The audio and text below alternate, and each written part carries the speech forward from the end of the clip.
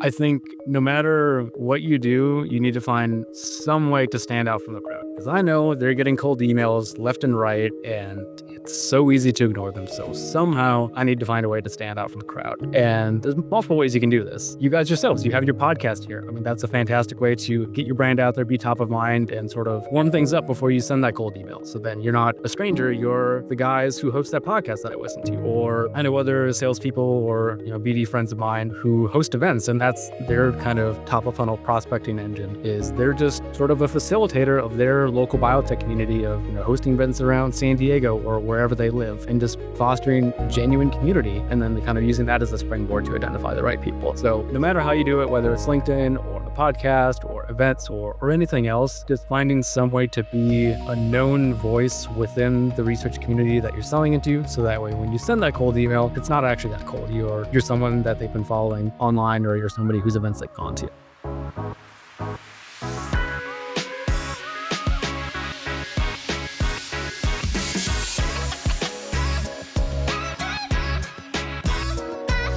All right, we have a returning guest on the podcast. Jeff is back with us, and today we're going to talk all about selling new technologies into biotech and pharma. So for all you out there who have new innovative tech, Jeff's going to share a bunch of insights that he has, in his new role, and how we can use it across different channels. Great to have you back, Jeff. Oh yeah, glad to be back. Good to catch up with you too. So where should we begin? Like, if somebody joins a new company and they're like, hey, this technology is really cool. We don't have that many different like competitors out there. Maybe there's like a large education gap within the market.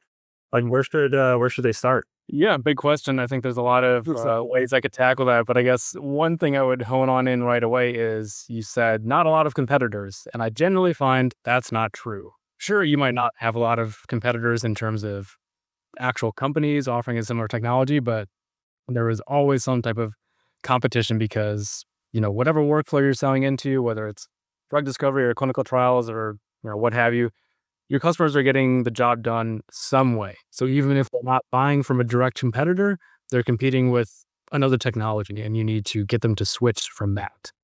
Yeah, like their status quo, whatever their workflow is that they're doing today, they probably think it's working just fine. So you have to figure out how can you sort of disrupt that status quo, if you will, get them to think about what is it like, thinking about having more novel technology, bring that into the lab, highlight the benefits of that. What do you kind of think are the ways to do that? Yeah, I mean, first and foremost, you got to kind of understand where your customer's at, because some of them might not need that a lot of education. So in my particular case, I'm selling organ-on-a-chip technology to drug discovery teams.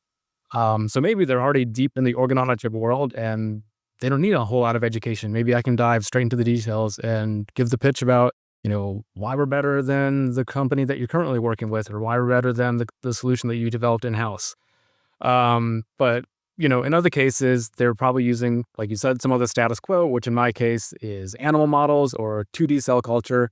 So I need to come in and talk about the pros and cons of that existing technology, talk about how, for example, mice are generally poor predictors of toxicity, and that's a big reason why phase 1 trials fail. And kind of getting them to realize what are the gaps in the current workflows, how are animal models, how are 2D cell culture systems, not accurately recapitulating the complexity of human biology, and how can this organ-on-a-chip platform kind of fill in those gaps and better prepare you for phase 1. So it's really just a matter of understanding where the prospect is along that journey. So it's kind of like very quickly, like within the first 30, maybe 60 seconds of talking to them, kind of gauging where they're at, because you don't want to bore them with unnecessary details if they're already educated, but you also don't want to skip too far ahead and then, they're just kind of giving you a blank expression, not really knowing the relevance of what you're saying. And so I guess that's interesting, right? So how do you pull that out in that first 30 to 60 seconds to where then you could tailor that rest of that conversation, appropriately? Depends on the context, whether it's, say, a networking event or a conference or a cold email. I'll speak about networking events just because, I'm quite new in my role, only 7 weeks in so far. But, the interactions that I've had so far have mainly been in networking. So I just kind of come in with some type of icebreaker about, what is the research that they're working on to see if they're even relevant at all, because maybe they're on the clinical trial side, which is frankly too far downstream of me. So then I can kind of politely cut that conversation short and make sure I'm talking with somebody who's within the area of drug discovery. So it might be a basic question about, where do you fit within drug discovery? Are you kind of early lead ID? Are you doing, more late stage toxicity, or are you in clinical trials? And that can very quickly tell you where somebody sits within that spectrum of, drug discovery and development. And then within there, just maybe asking, what are the models that you're currently using? Or have you heard about organ on a chip? Or, how are you predicting toxicity right now? Various ways you can come at it, but just very quickly trying to identify where they are within that spectrum of drug discovery and development, and then understanding, what are they currently using at that stage of research. One of the things I've been involved in a few companies selling what I'd call disruptive or new technologies, and one of the challenges I found, curious of your take on it, is that often people think, "Oh, this is a cool technology. I love what we do. It's amazing. It's the best science ever." And then they go tell all of their clients, "We've got this thing and it solves all of your problems, and it's the best thing you've ever seen." Right? Where in reality, it probably solves some of their problems, causes a few pains as well, but like they they need to be able to position it in their workflow. But often founders are so drinking the Kool-Aid, is that the American phrase? They're so like embedded in their own technology that they're trying to push it as the solution for everything. Yeah, for sure. Good point. I mean, to some extent, that infectious enthusiasm is a good thing, because if you're not excited about your tech, well, then why would the prospect be? So it's not a bad place to start. But I think, and I'm certainly guilty of this as well, is, reminding yourself not to, I guess, maybe skip a step in the process. Because if you come in right away and say it's going to solve all your problems, it's the best thing ever. Well, what problems? The best at what? So I guess we're kind of getting back to that education topic now of you need to sell the problem before you can sell the solution. So again, in my case with drug discovery and, making predictions of toxicity, if they have no complaints about their model right now, if they really think that they can confidently predict, toxicity in human patients, well, then I'm going to have a hard time selling a solution that's meant to improve upon that problem. So, it's kind of getting them to admit that they have a problem that you can solve. So in my case, if they don't admit that there are limitations in their models with regard to predicting efficacy and toxicity, well, then I'm never going to get beyond that first step. I think sometimes those challenges are they're so embedded in the technology, or maybe like I'm winning the thing where I'm showing somebody what is probably a better, more scientifically accurate way of measuring something, but they wrote the SOP, they wrote the protocol, they wrote publications on this protocol. They're so embedded in that, and the whole company's embedded in it, that cost of change or cost of ego as well could be too big to get over, and you need to identify that as well, right? Yeah, for sure. Cost of change, cost of ego. And that's definitely a big barrier to overcome, particularly with solutions that they need to implement. Like if you're convincing them to buy an instrument or buy reagents, that requires training and onboarding and maintenance and all these things. That's a big sell. Luckily, in my case, I'm selling a service. So to some extent, I can kind of lean into those objections and say, hey, I know it's challenging. I know you've been on the fence about organ on a chip because it sounds exciting, but you don't want to learn this whole new technique. Well, that's exactly where we come in by offering you the benefits of this organ on a chip technology, but really taking all the hard work off your hands because you just outsource it to us. So to some extent, the outsourcing play kind of nips that in the bud right away. But, introduces another complaint, which is, I guess, when you're selling to lower level or, individual contributors, is kind of back to that ego point you mentioned. You might feel, or they might feel that you're encroaching upon their job. If they're no longer doing all their experiments, if some of it's outsourced to you, then, they might be kind of a barrier in your sales process. Yeah, that's an interesting one. So yeah, it's kind of like what I'm kind of hearing. There's like an educational component. You have to educate about the new technology while simultaneously highlighting problems that they might be facing, and then also simultaneously navigating their ego. And if you're offering a service, making sure that you're also not making them feel like you're replacing their job. Yeah, so you really got to, sometimes it's easy in a lot of ways. Yeah, very straightforward. Yeah. Well, I mean, it's good to be aware of these potential issues and I guess address them head on or avoid them altogether. So, in my case, if I'm selling a service, and I might be concerned about individual contributors feeling threatened by the outsourced work, well, maybe I just don't talk to the individual scientists that much and I just go straight to the directors and the VPs. Mm.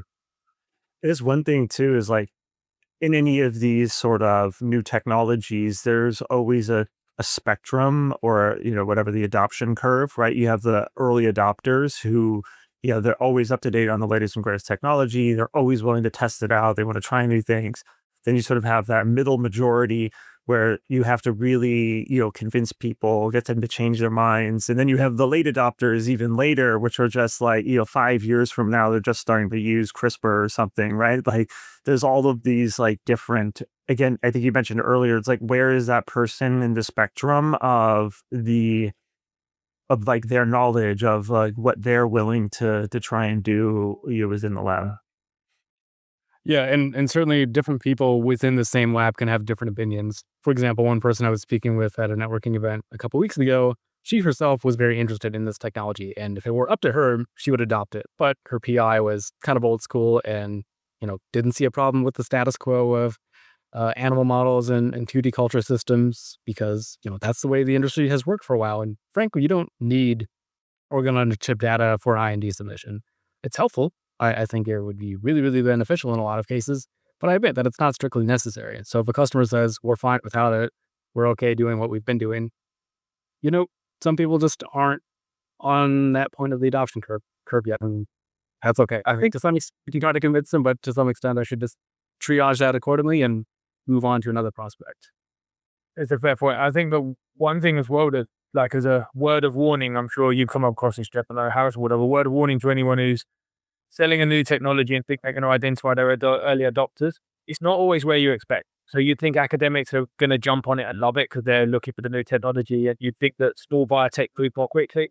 I remember in the case of CRISPR, we were working with a large pharma and they turned out to be one of the early adopters just because of an individual in a senior level there really likes CRISPR and thought it was the next big thing, right? Normally, pharma are like turning a juggernaut, right? It takes forever. You can't get to do anything. But in this case, they were like pushing ahead of the pack. So I think it's something you need to identify, but you'd always look for those blind spots as well. Yeah, and I like a point that you brought up implicitly there, which is that you don't sell to companies, you sell to people within those companies. So, of course, I totally agree that there's the stereotype that large pharma moves slowly, small, medium biotech, they can be, I guess on the surface, one-dimensionally, easier to sell to. But you never know, because if you find some champion within the organization, like you did in your case, then that can really speed things up. So it's just finding the right people, not necessarily just the right companies. Yeah, which kind of leads into like how you sort of prospect into those accounts too then, right?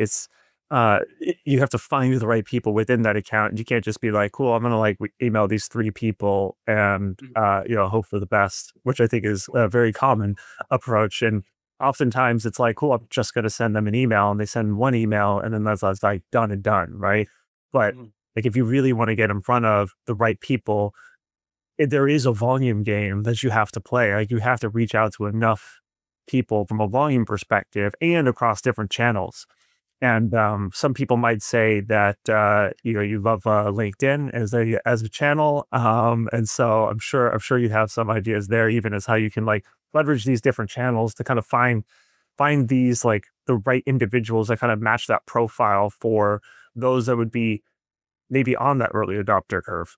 Yeah, for sure. And I agree that finding the right people within an account is probably the most difficult thing because you can't just, I don't know, look at job titles and know who the right person is. You just kind of, to some extent, got to throw them up against the wall and see what sticks. Obviously, there's a more systematic way to do it.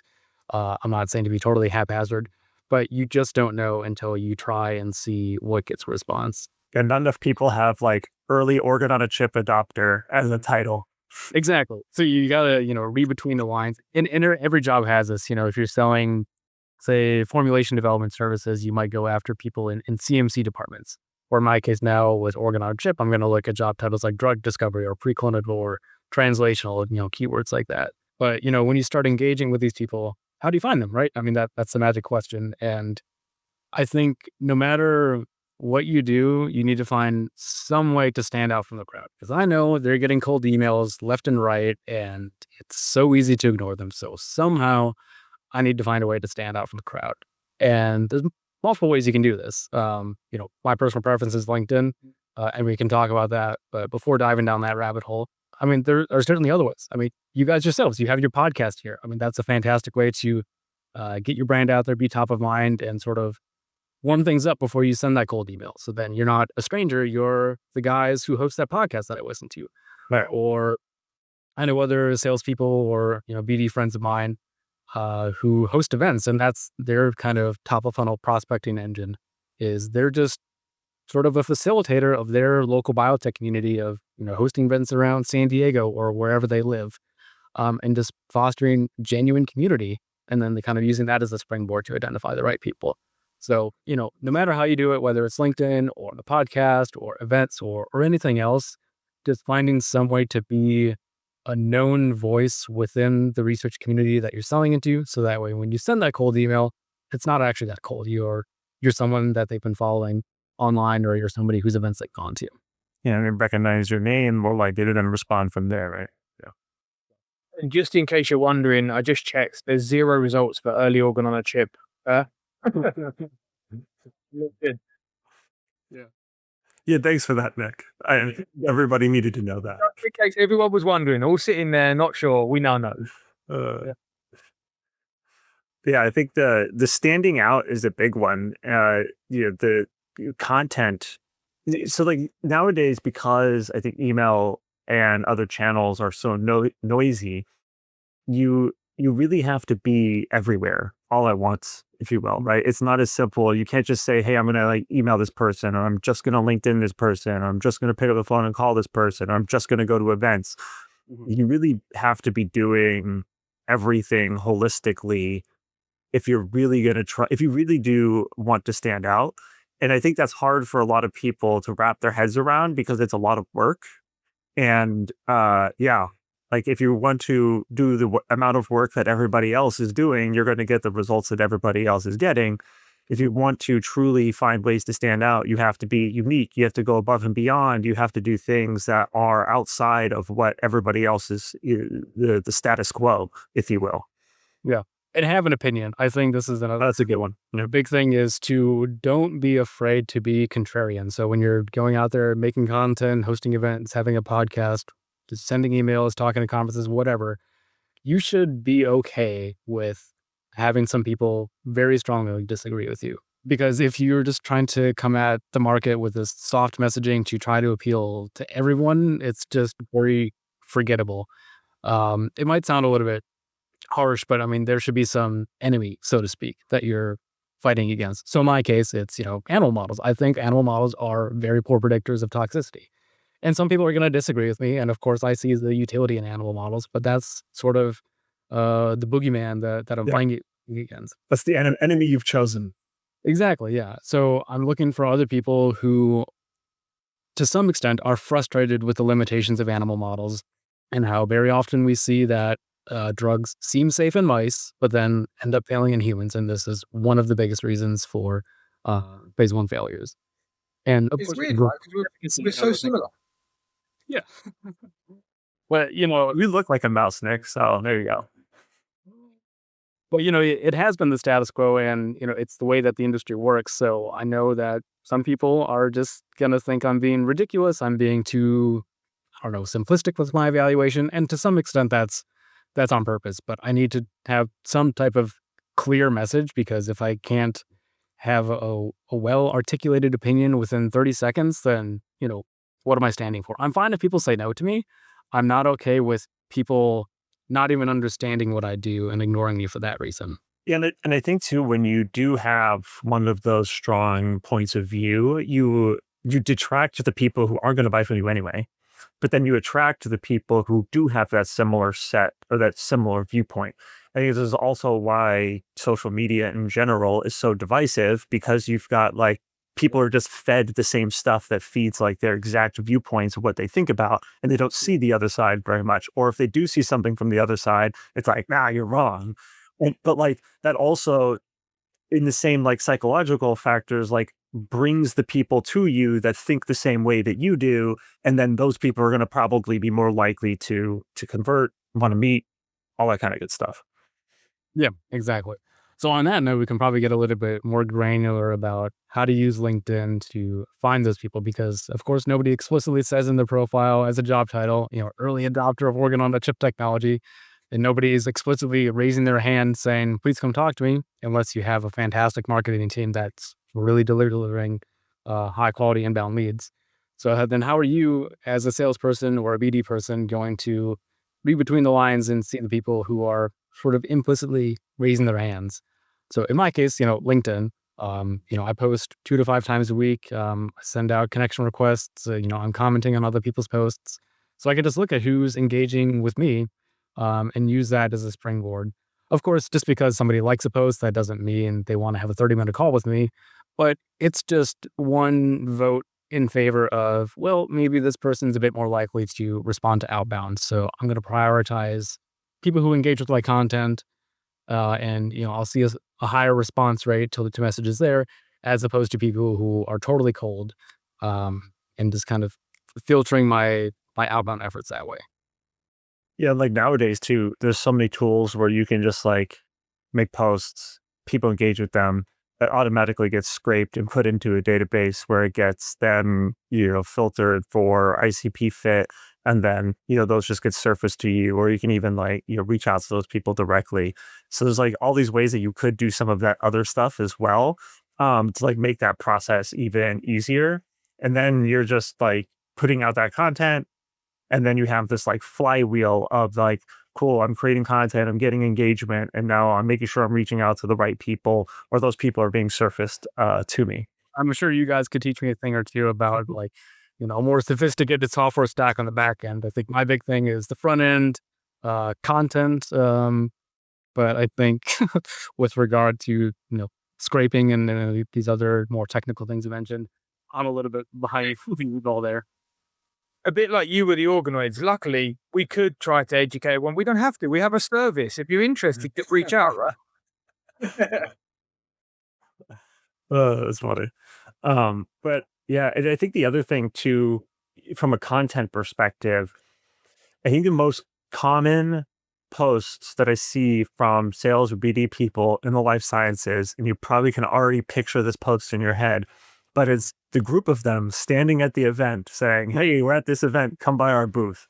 Right? Like every single, like that is the content that gets posted on LinkedIn, but that's not the kind of content that your buyers are going to be interacting with or that are going to be interested in learning about, right? Like you probably want to do that, but you also need other content that is educational, talking about the enemy that you're trying to disrupt, right? Like you have to have other elements to this.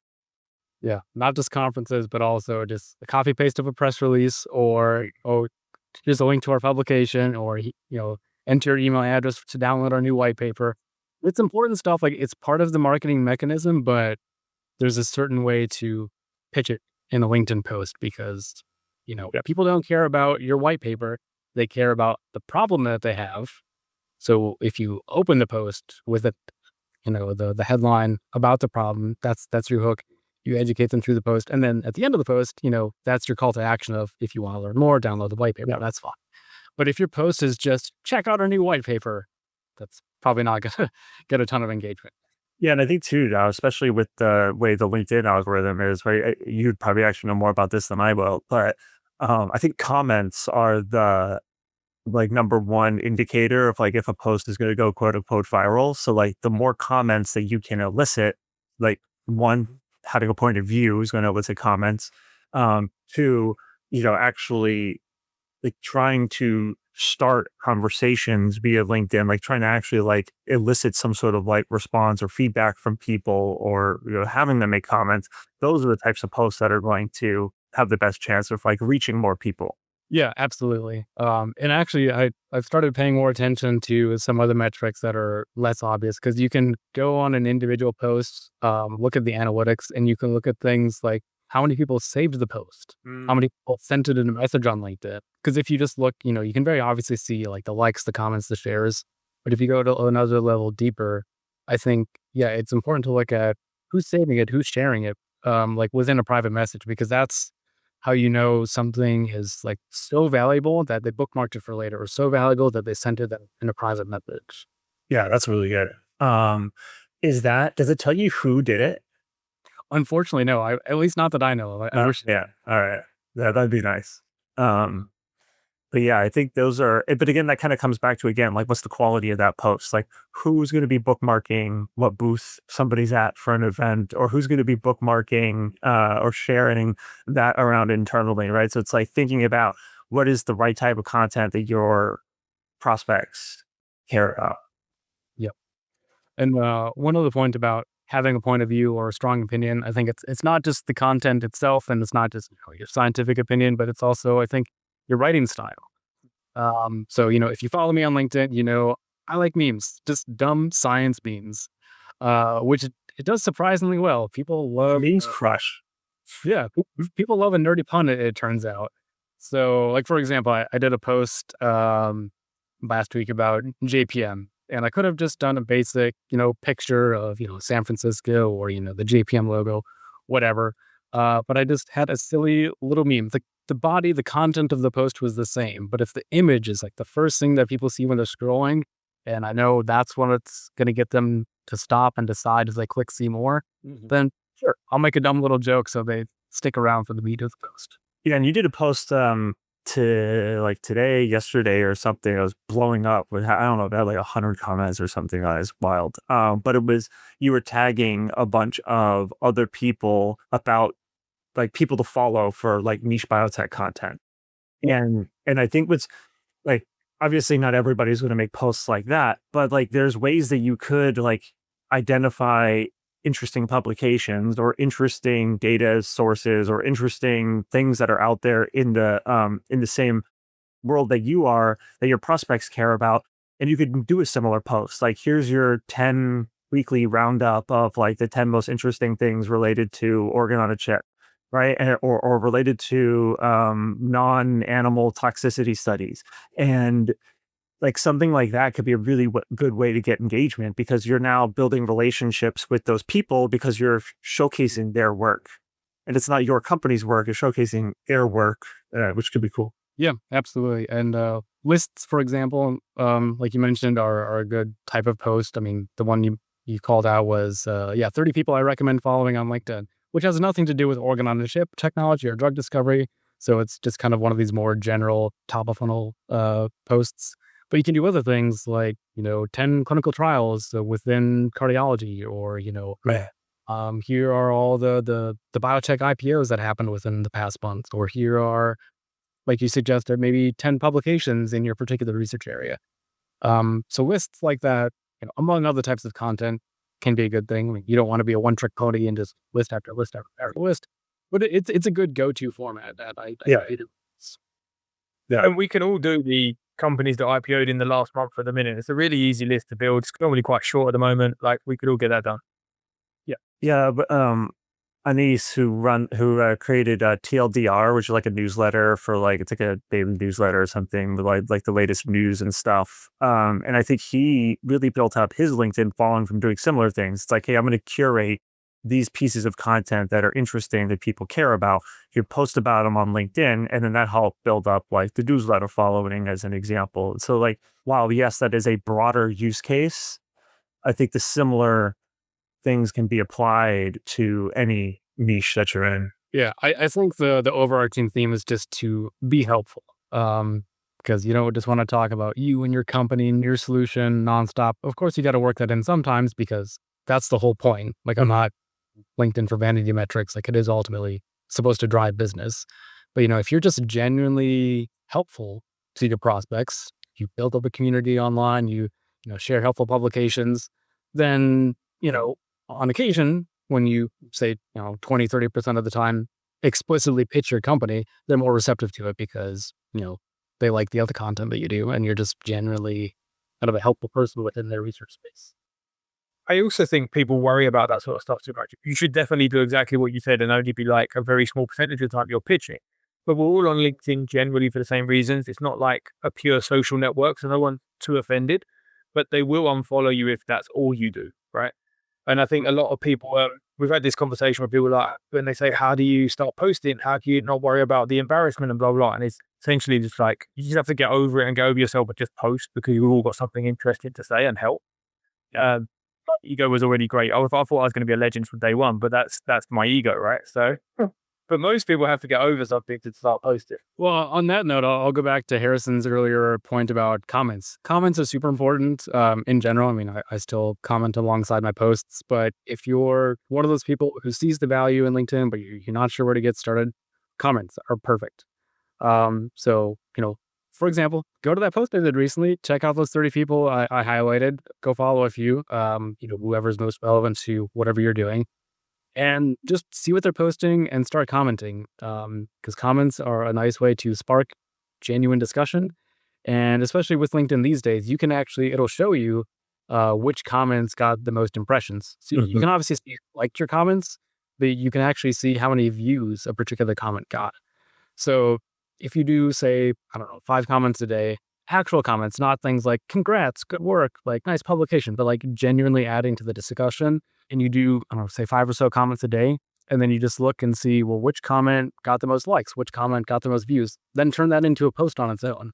Yeah. It's actually a really good way to test the waters, and it's still a common way that I come up with my own post ideas, is I'll just make comments and You're like, wow, that's a good comment. I should probably just like make a post out of it too. And then you can do it right then and then just schedule it for later, right? Yeah. yeah, exactly. Yeah. That's, I've been around doing that. Well, is I went on a little rabbit hole deep dive on like what things will impact because I couldn't work out why something that seemed relatively good got like one person view it and something that seemed fairly pointless got like about 10,000. Like trying to work out what's going on and how you can impact that slightly, right? As scientists, we're always looking for the data. But instead, that actually, if you spend the time on LinkedIn before you post, doing things like comment, like moving around LinkedIn pages, it sees you as an active user and will promote your post more. Don't know how true it is because there's a lot of things out there to tell you different stuff, but apparently that's one of the sort of algorithm cheats. I agree with that. I've seen the same thing, and of course, it's always tough to know if it's accurate, if it's, the algorithm's always changing, but it just makes sense to me, right? Because the analogy I've heard about LinkedIn is it's like a networking event, and if you're just posting but not commenting on other people's posts, or if you're not responding to the comments that appear under your posts, then it's like just tell young try yourself, Andrew. It's like running into a room screaming, "Buy my stuff!" and running out again. So, just approach LinkedIn like you would an in-person networking event. Like, have an opinion, share things, respond to comments on your posts, go to other posts and comment on those, and just have a conversation online like you would in a physical room. yeah. No, I like it. All right. Well, I know we're coming up here on time. So yeah, there's something that you could, maybe the last piece of advice that you could give as like the first, or I guess kind of like the overarching theme related to selling new tech into the market. What would you leave people with? I guess if I could sum it up somehow, I would say have an omnipresent, helpful opinion. Have an omnipresent, helpful opinion. I like that. That's a good one. Be everywhere, be helpful, have a point of view. I like it. Fits. Cool. All right, Jeff. Well, this was fun. Good to see you again. And I'm sure we'll have you back for another one at some point as well. Yeah, fun.